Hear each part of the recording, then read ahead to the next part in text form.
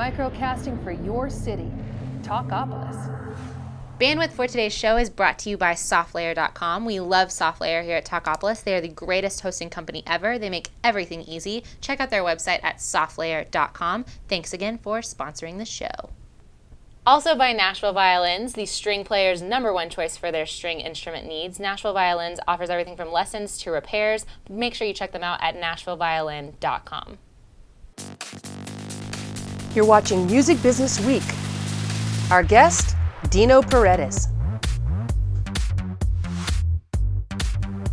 So welcome to the show, Dino. It's great to have you here. You live in Los Angeles. Yep. So what brings you to Nashville? Because you come here quite a bit, right? Work. Yeah. Okay. I'm working on a project right now with the band Perry, and then I've got meetings at CMT. I do a lot of stuff with them. Yep. And just general work. Right. I do a lot of work here. So other than LA, you spend the most time probably in Nashville, right? Yeah, I'd say Nashville, New York. Okay. Yeah. So you are the Senior VP of A&R at American Recordings. Senior VP of A&R and General Manager. And General Manager at American. I'm wearing two hats. That's right. Yeah. And for those of you who have not heard of the label, the few of you out there, this is Rick Rubin's label, right? Correct. Yep. And how long have you guys worked together? 18 years. Wow. So right out of college, you got a job immediately in music. No. Okay.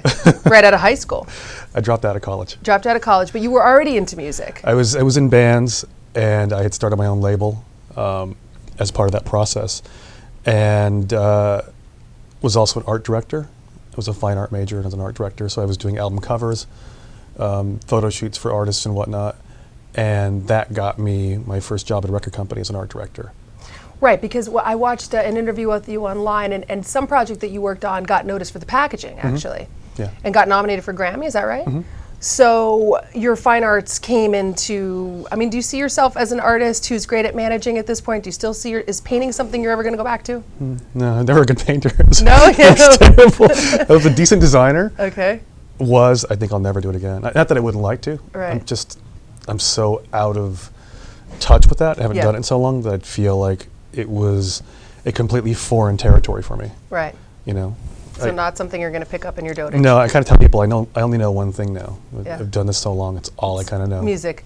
When you first started with Rick 18 years ago, tell us some of the differences in the music business between then and now. Oh my God. Generally, as you know, it's gone down dramatically. You know, record sales are down. Technology has taken over the music business. We are now slaves to technology in that we don't make music that people go home and listen to the way they used to 18 years ago. You would go home and experience a record and then fall in love with that artist, and you had a moment in time where it transcended from being either a compact disc or a cassette or an album at that point, whatever it was, into being something that created an experience for you that you lived in because that's what you focused on and you had that experience. Nowadays with technology, our methods of listening to music are so much more passive now. Yeah. It's too easy. It's all so easy. So consequently, because of the lack of commitment from a listener and the lack of relationship they have with the music they listen to, they don't buy as much music. It's not as important to them anymore. And do you think that's sad? It's extremely sad. It's horrifying.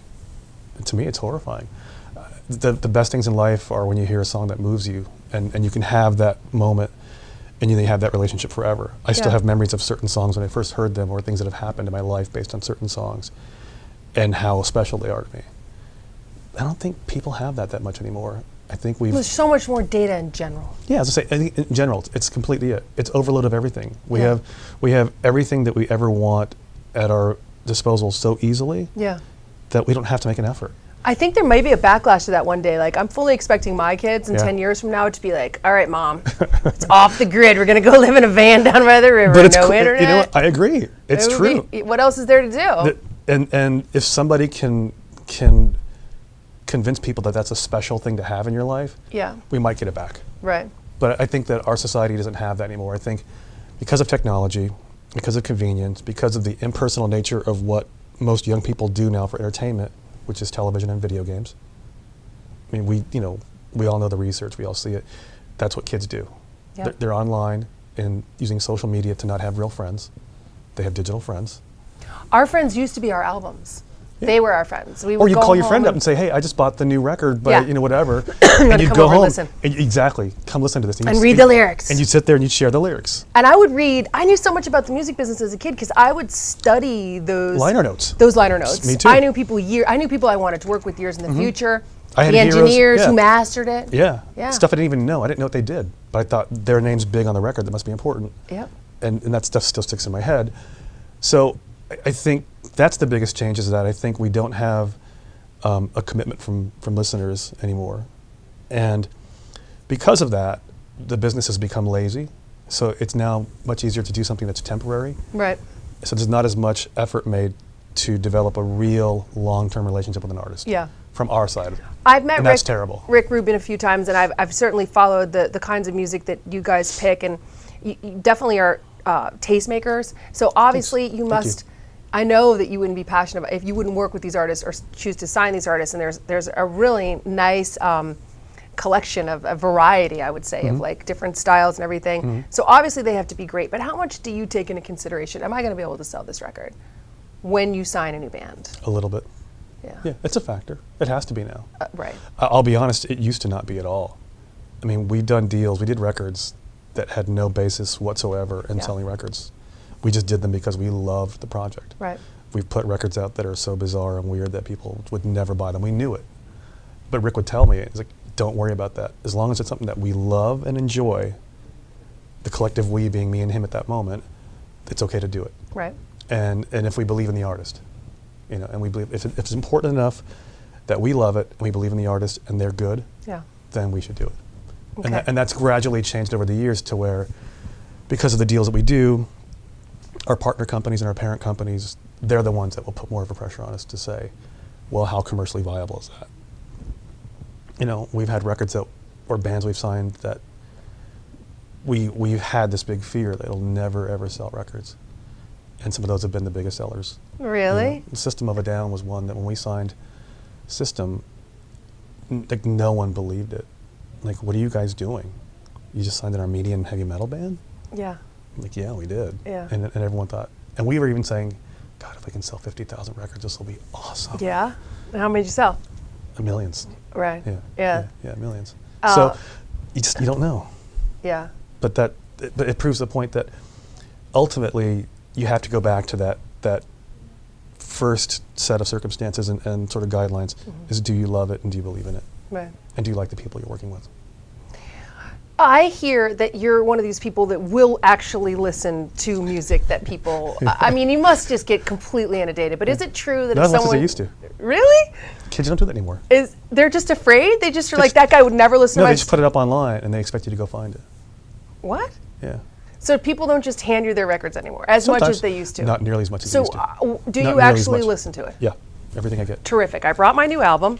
Awesome. I've got my boombox outside. Do you have your 8-track? I do. No. Let's go put it on. That's a little.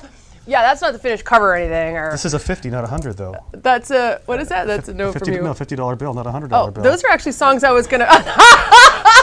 What's going on? If we're gonna go old school, let's go really old school. It's in the green room with the rest of the things on your Okay, rider. all right, yeah, thank you.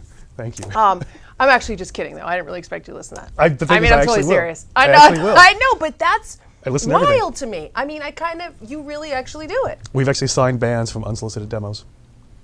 Did you guys hear that at home? 'Cause that's just crazy to me. Yeah, we signed a band. To dream. But that's beautiful because it does these days seem out of reach. Like when I moved to Nashville, is. I wanted It to is. meet John Prine. I wanted to meet Emmylou Harris. I wanted to meet Yeah. Lucinda Williams. And guess what? Within a year, I had met them. It wasn't like it was in the 60s where you just, walk up to somebody's door and walk in, but it was accessible. So to me, that's extremely refreshing that you are so open like that. I think that people don't realize how accessible most people are. It's not that hard. Really. So what's your advice? Starting out, you got a really good band, a really good sound, and you want to make it. Focus on that first. Like, make sure that Right. you're a good band, and be honest about it. The biggest problem we have, I shouldn't say the biggest problem I think with that side of the music business is that most bands are mediocre. Yeah. Most bands know they're mediocre, but their egos get in the way, and they're never objective. I always ask artists, like, how objective can you really be? Because when we start working together, we're going to be critical of your songs, Yeah. or maybe of something you're doing, not to be critical, but to help you ultimately. That's the goal. Sometimes you have to do that to get there. And if you can't be objective, then we'll never get anywhere. And that's the hardest thing to tell somebody. I stopped being in bands. I literally made the choice one day, and I said, I'm not that good at what I do. I'm not that good. My band's not that good. I don't want to keep doing this. Hope springs eternal. It takes very little for people to think that they're great. I know. I mean, really. It's like, well, my mom likes it. Maybe it's my Catholic guilt upbringing where I just hate myself so much that nothing's going to be good enough. But it's true. Most bands or most artists are their biggest fans. And so because of that, you have to tell them, make sure you're really good. Well, Nashville has a great way of kind of kicking your butt in that way. Yeah, I some mean, places will. Yes, and so New York's that way. A little bit. LA, not as much. Not as much. Yeah, and so, but I guess, how did you guys come to sign the Ava Brothers? It was kind of a long-winded process. There was a person at Columbia who had been talking about them for a while. And then my former attorney, who's a manager, had called me about them because he wanted to manage them. And he knew that we were sort of talking about them. And all these things started to happen at the same time. And we put it in Rick's lap, and he liked it immediately. Yeah. And they were open to talking, and we just flew them out to Rick's house. And it was as simple as that. Yeah. And they just sat on the couch and talked for like an hour or two. Did they play for him? Live? You know what? They did. They played a couple of acoustic songs, some new ideas they had. Yeah. And he just sat there and goes, I love you guys. Right. If there's ever a chance we can work together, you let me know. Cool. Not like, hey, I want to, bring this contract I've been hiding in my pocket out, or here's an offer. It was just basically, I'd like to work with you guys at some point. Mm-hmm. And then they spoke amongst themselves, spoke to their management, and said, we like the idea of working with you too, so what can we do? And that's how the whole process started. Right. Yeah. Boy, they're such a phenomenal band. Thank you. Yeah, they're incredible. And top-notch people. Yeah. Just the sweetest guys in the world. That's awesome. How many acts can you sign in a year? New things. I don't think there's a number.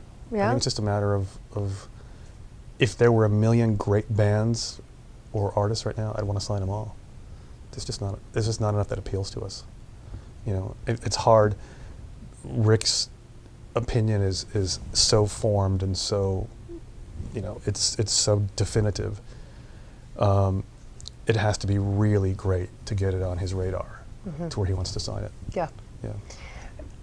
He seems to work with a lot of seasoned people. I mean, he's given Johnny Cash a whole new lease on his own music and done some extraordinary things with him. And so you guys have done that with some, it was ZZ Top, Just ZZ Top. Yeah, exactly. Yeah. But as far as like these days, it seems like it really is helpful to have an internet following, to have done some touring, to have done some recording. It's not like in the olden days where you could go in and just sing for Tommy Mottola and come out his wife and on his label. So, I mean, because guys like us look at that stuff now. Exactly. We're watching that. And Yeah. it's the double-edged sword of technology. Right. It's dumbed us down a little bit to where we're sitting there watching how many hits you have on YouTube. But you got to play that game. So what advice do you have for like some scrubs here in Nashville who have, because I mean, don't run a label, I put out my own stuff, but I feel like I see bands all the time that are like amazing. And There's a lot of quality down here right now. There's something yeah. happening here right now. The past 5-7 years, there's a lot of cool things happening here right now. Yeah. Do you go out and hear live music? I try to. Yeah. Yeah, if I can. A lot of times I come to town, it's just, the schedule's just not so good. Right. So it's hard. Right. I tell young bands, work really hard and cover every base that you can think of. And if you really truly believe that you're that great and that you want to really take that shot, then don't let up. Like, be relentless. That's the main thing. But is the money there? Can you really still support yourself as an indie touring band these days? You can? Sure. Yeah. And Ava's are a good example. Before we signed them, they were out there touring as an independent band. Yeah. And that was their livelihood. Yeah. And they made a good living. Wow. Making a better living now, but they're making a good living Yeah. then. Yeah. There's several bands that are doing that right now. I know a few bands that are actually doing that and aren't really, benefiting from having a label or not behind them right now. Yeah. Their bread and butter is on the road and connecting to people and selling tickets and selling merchandise. Yeah. Yeah. What about you personally? What do you want to do in 10 years? Are you going to be doing this, or maybe you're going to be on your vineyard out in Vegas hanging with Pucifer? What's coming up? 10 years, I'd like to be sitting someplace in Santa Barbara. Really? Yeah, yeah, Retired? yeah. I'd like to be retired in 10 years. Yeah. I'd like to be sitting someplace beautiful in Santa Barbara or just someplace. And what will the rule of music be in your life at that point? Will it always be in your life, or you're going to be over it? Always. You just always Yeah, love it? Yeah, I'm fanatical. I've got some new equipment at home that I'm fanatical about that I can literally, I now program zones in my house to play music at all times, and it's making me so happy. Really? Yeah. So there could be like a whole weird artsy indie Maybe. thing coming from you. I can't wait to see what it's going to be. Because the last thing we did together was phenomenal. Pucifer was in town. Yeah. This band, if you guys have never heard of them, I'm telling you, I mean, It's really cool. It's the coolest thing you've ever heard. It's multimedia. It's Maynard. It's Maynard from Tool, and it's a revolving cast of people that he works with. And what it is it's an outlet for various types of artistic expression. So there's music, there's film, It's performance art. there's comedy. Yeah, it's performance art. Yeah, Yeah. It's and he has music-based. different people come in and visit. Yeah. What was the name of the actual show? The show you saw was, oh my God, was there a name for We'll that have to show? look it up. We'll have to Google it. But that was one of the coolest things. We saw it at T-Pack. Yeah, that's right. Definitely the coolest thing I've ever seen at T-Pack. Yeah, and we're doing the shows in these, not typical rock and roll venues to make everyone think. It's meant to challenge people's ways of perception and thinking. So you go to a show to see a guy that you expect Tool from, That's right. and instead he comes out and does a 5-minute speech before he even plays, a note of music. And It's really refreshing because Thank he you. could keep working that Tool thing as long as he wanted, but obviously he's an artist. And what's the name of the documentary that we saw? It's just the one about the wine. Blood into Wine. Blood into Wine. Yeah. That's another one you have to check Yeah. out. It's a fabulous documentary about how Maynard goes up to this kind of part of Arizona that's almost impossible to grow. Yeah. And he's growing this incredible wine and making this. He's a Renaissance man. Yeah. He's a Renaissance man of all sorts, and he's just a good egg too. Yeah. He's one of those guys that has, just so many layers to him, and people, again, because Tool is so big, it's what you perceive of him, and his fans are so Dedicated. just dedicated. Well, see, I'm probably one of the few people who went to see this live show and then went back and checked out Tool. Okay. You know what I mean? that I'm happens sure- too. That happens Yeah. too. We get that sometimes too. Yeah. Yeah. I but saw a couple Tool fans there who may have looked a little confused. Yeah, that's but the idea. I'm sure, He actually the likes- disruption. Yeah. I love that. Well, Dino challenge. Paredes, thank you so much for being on the show. You've My been pleasure. watching Music Business Week, and you got to come back and see us because you've got so much Anytime. knowledge and good stuff to share, and you're Thanks, in Greta. Nashville a It's lot. very sweet. Thank you. All right. Thank you. We'll see you next time. Microcasting for your city. Talkapolis.